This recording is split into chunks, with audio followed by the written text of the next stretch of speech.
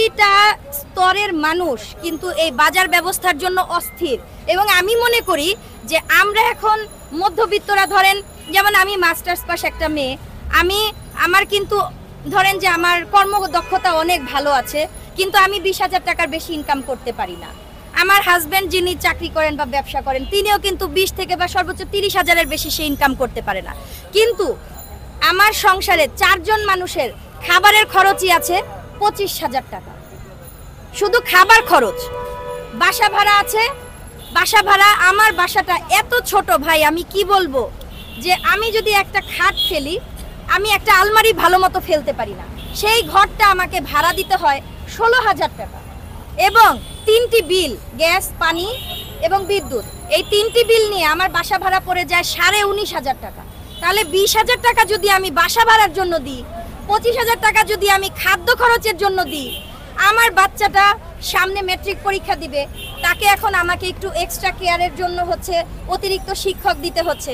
আমার বাচ্চার শিক্ষার জন্য আমাকে মাসে 15,000 টাকা গুনতে হয় শুধু 3 জন টিচারের জন্য। আর আদার্স যে খাতা পত্র, বই, এগুলো যে আছে, আমি ধরেন মনে করেন এখন আমার তার পেছনে 20,000 টাকা খরচ আছে।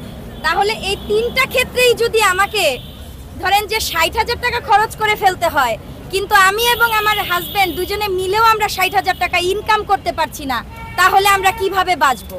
আমরা তো ফ্যাসিস্ট সরকারের মতো চুরি শিখিনি, আমরা তো ফ্যাসিস্ট সরকারের মতো লুটপাট শিখিনি। তার যে ছাত্রলীগ ছিল, যুবলীগ ছিল, মহিলা আওয়ামী লীগ ছিল, তারা সবাই কি করেছে, ভাই ভাই, আপা আপা করে করে, আপনারা দেখেছেন সেই আপার ভিডিওটা, আপনারা সবাই দেখেছেন, আপা আপা করে আমরা অস্থির। তা আমরা তো সেরকম আপা আপা করে আমাদের সংসার চালাতে পারি না, আমাদেরকে খেটে খেতে হয়, আমাদেরকে কাজ করে খেতে হয়। তাহলে আমরা এই আমাদের যে জীবন যাপনের জন্য প্রতি মাসে 60 থেকে 65,000 টাকা খরচ করতে হচ্ছে আমাদের মধ্যবিত্তদেরকে, কারণ যেহেতু আমরা বস্তিতে থাকতে পারছি না, রাস্তায় থাকতে পারছি না, আমাদেরকে একটা বাসা ভাড়া করে থাকতে হয়। তাহলে আমরা কিভাবে আমাদের জীবন পরিচালনা করব? আমি এই অন্তর্বর্তীকালীন সরকারের কাছে সেই প্রশ্নটা রাখার জন্যই আজকে এখানে দাঁড়িয়েছি।